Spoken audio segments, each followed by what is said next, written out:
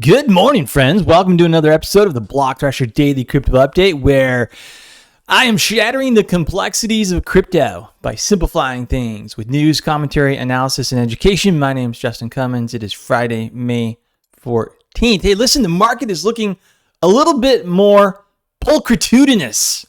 Pulchritudinous. That's our word of the day. Now, that is one that I'm pretty sure most of you have never heard before. How is that spelled? Pulchritudinous.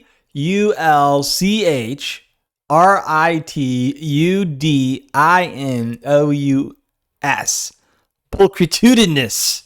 And it means physically beautiful. Look at what I'm saying. Look at the market. For those of you on video, you can see in the last 24 hours, everything is in the green. We're not seeing any significant gains except for Dogecoin, which is up 27.5%, which means that we have to talk about Musk again. And today we're going to talk about Muskocrisy, or how would you say it? I'm trying to coin a phrase here. We're going to take Musk for Elon Musk and hypocrisy and join the two together. Muskocrisy.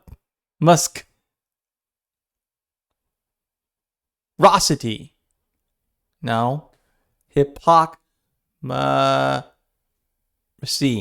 Muskocrisy. That's what we'll call it. Muskocrisy. So in today's news, at decrypt.co is reporting that several proof-of-stake cryptocurrencies have increased in price since Elon Musk backtracked on Bitcoin 2 days ago. I'm sure you've heard about it now because it's been all the news in crypto. In a tweet earlier this week, Musk announced that Tesla has suspended vehicle purchases made in Bitcoin. This is what he said. "We are concerned about rapidly increasing use of fossil fuels for Bitcoin mining and transactions, especially coal, which has the worst emissions of any fuel," he said. Now, here's where the hypocrisy comes in. What powers Tesla automobiles? Electricity, the very thing that powers Bitcoin mining. So let's play this out, Elon. If everybody in the US and around the world switches from gasoline-powered vehicles, diesel vehicles, which, by the way, if you actually dig deep and do the research on, create, since the 1990s, very little negative emissions. I remember as a kid living in LA, the smog was insane and horrible. Well, the city hasn't shrunk. It's only grown. There's more vehicles on the road. And guess what? There's no more smog. Why? Because we saw the problem. Catalytic converters, technology. All right, anyway, never mind that. If the whole world switches over to electric vehicles, then this very electric power that he's talking about is going to be that runs the Bitcoin network is going to be what's running these vehicles. And even more electricity will be required to do this. And so that's just the first aspect of Muskocrisy going on with Musk right now. Since that tweet, the Tesla CEO doubled down, saying that it is high time for a carbon tax, and that while he strongly believes in crypto, it can't drive a massive increase in fossil fuel use. Well, what about electric cars? Same thing. They use the same electricity. That's what's ironic about the whole thing. His U-turn on Bitcoin caused its price to drop from approximately $57,000 to as low as $48,000. But other cryptocurrencies which use alternatives to Bitcoin's energy-intensive proof-of-work algorithm have benefited from Musk's announcement. Proof-of-stake cryptocurrencies are fundamentally different from proof-of-work cryptocurrencies. Proof-of-work systems use huge amounts of energy to secure the network. Miners use powerful computers in a race to solve complicated mathematical puzzles. The winner receives newly minted crypto.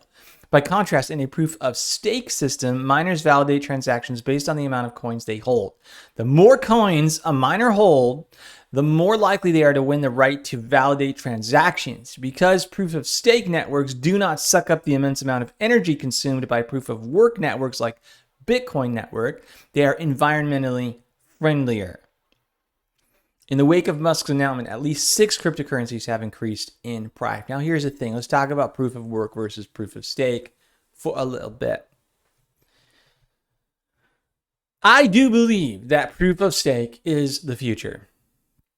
It's for this reason that I have been such a strong advocate of Cardano for such a long time.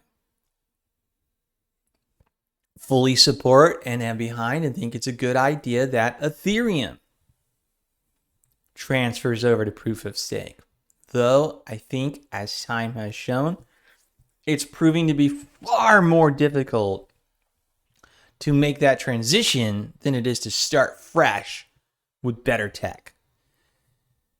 And we see it all over the place. We see it with Cardano. We see it with Solana. We see it with Elrond Gold. We see it with Avalanche. We see it with Algorand. We see it with a whole list of others. This is the future. I'm sorry to say, Bitcoin is flawed. As much as I love Bitcoin, and it will always have a place in my heart, and I think it should for all of us, because it began everything. It started a revolution. Proof of work is problematic also in that it allows for centralization to occur. Because eventually what happens is that these massive corporations that build the chips, the ASICs, control who gets those ASICs, that hardware, and it becomes increasingly difficult for anyone to compete. Regular people can't just go out very easily now, unless you have a bunch of cash and skill and knowledge, and start mining. Whereas with a proof of stake system, the barrier to entry is very relatively low. You can run a staking pool, or you can just stake your coins and earn more that way. So there's economic incentives that make proof of stake much better. Moving on, what are these proof of stake tokens that increased as a result of Elon's statement? The largest proof of stake cryptocurrency by market cap is Cardano, ADA, which has increased by over 13% during the last 24 hours to a price of $1.89. Cardano had a phenomenal day yesterday.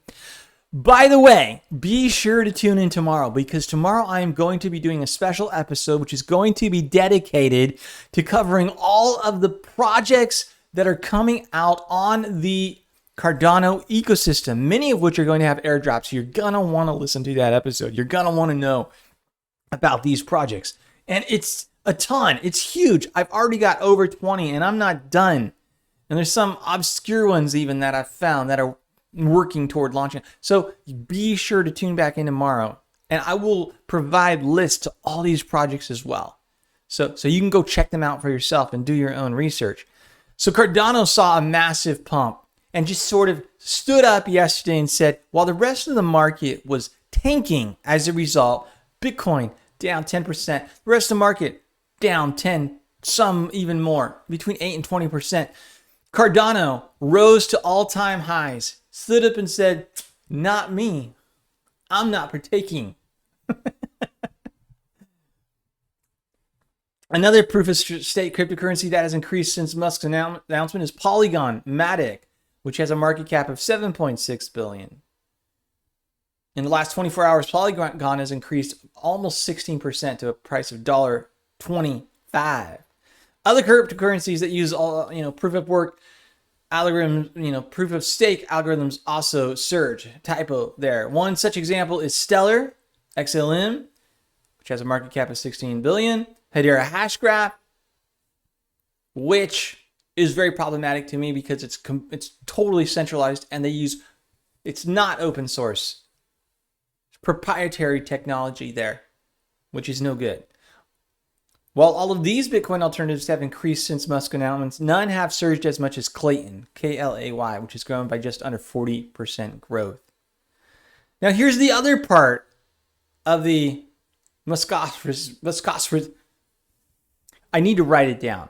Okay. If you take Musk, M-U-S-K, and you take hypocrisy, and you merge the two words together, we're going to take out the hypo. Muskocrisy.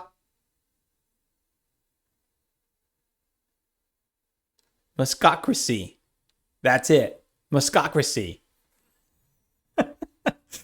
Despite all of these coins being in the green, Musk appears to be fully focused on Dogecoin, which, just like Bitcoin, is a proof of work cryptocurrency, which means it utilizes energy for its mining. Oh. You gotta wonder what the motivation is behind what he's doing right now. Muskocrisy. Muskocrisy. All right, we didn't look at the markets. Let's just jump back and look at the market really quickly here and see what's going on. Bitcoin is $50,267. Ethereum is $3,984, up 4.7%. But Binance Coin has not really moved in the last 24. It's down on the week, $603.59. Dogecoin, being the outlier, just really seen a nice pump today, up 28.1% to 53 cents. XRP up 6.2% to $1.39. Cardano up 5% in the last 24, up 13% in the last 7 days. It is $1.87. Polkadot up 1.5% to 40.81.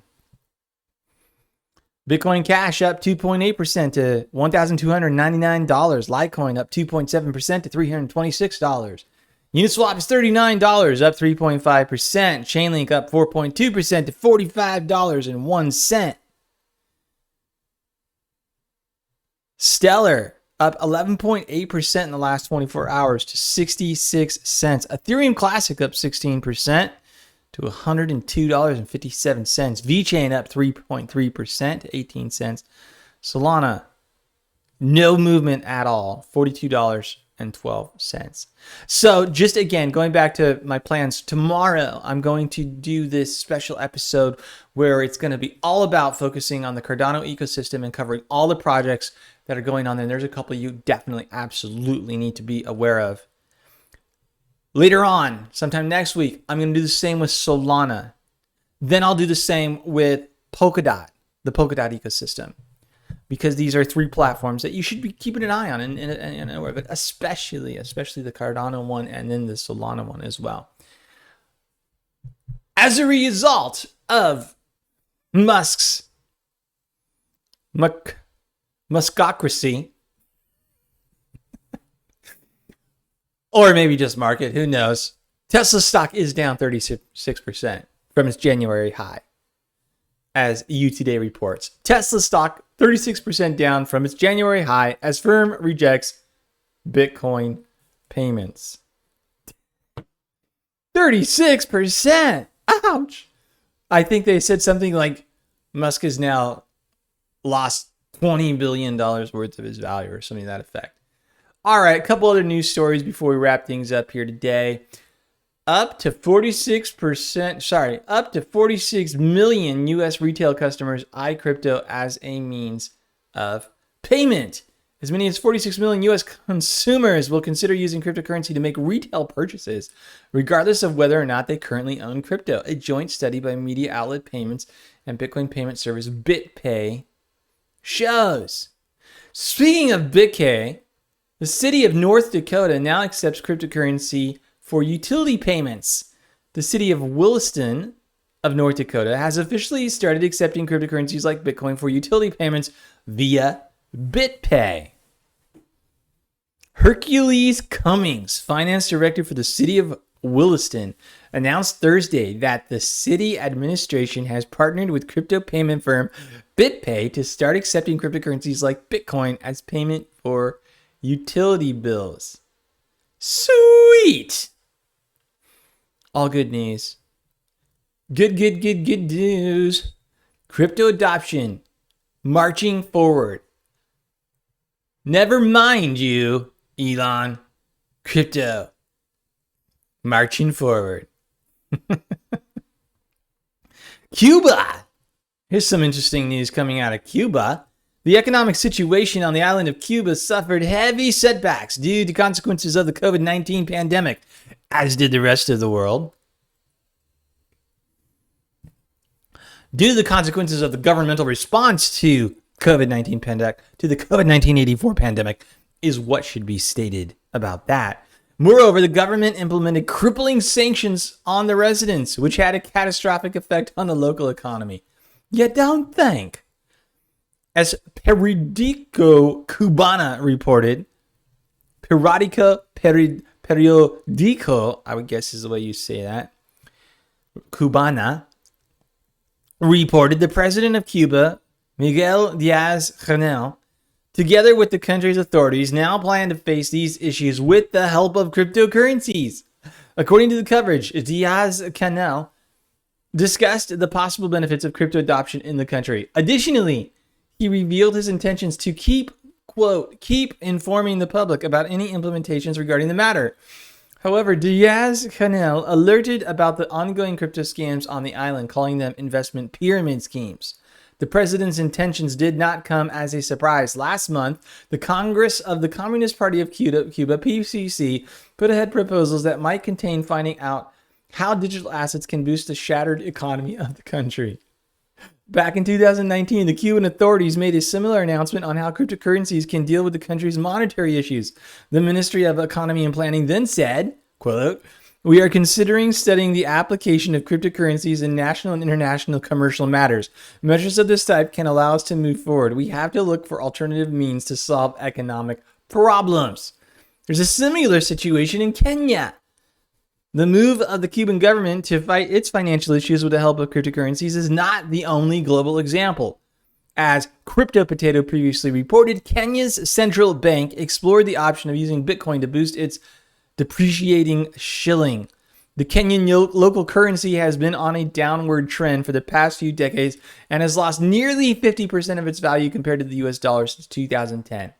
In the past year alone, the shilling registered a decline of 10% against the greenback. Consequently, the central bank of the African country came with a plan to switch its national currency to Bitcoin. Although such a move sounds utterly risky, as no government has done it so far, Central Bank Governor Patrick George, something like that, revealed his confidence in the possible project. "Our decision to shift to Bitcoin is both tactical and logical. Our currency has always been the punching bag for the IMF." Yes, this is true. This has led to too much pressure of the Kenyan shilling, and this has a negative effect on the economy. Bitcoin will put an end to this. This is huge, friends. People don't understand. People talk about one world government. We have a one world economic order, which is dominated by the West, by the United States and the UK. It happens through these international agencies, these three-letter acronym, the IMF, the World Bank, the Bank of International Settlements, the World Economic Forum. These groups, they have, through the monetary system, robbed these countries of their sovereignty. Through economic imperialism, we'll call it, because they cannot control what is going on in their own systems. And the game is rigged. So when the US, which is this juggernaut, increases their monetary supply through stimulus and quantitative easing and on and on and on, these countries have to do the same. But they are not able, because they're so small and because they're weak and because of their economic status, and they're not able to weather it like the US is because of the massive size of the US economic engine, which is driven by entrepreneurs and small businesses, which hire most people in the United States. So these places just suffer. And as a result, it's mind-blowing, actually. Someday maybe I'll do some kind of special on this.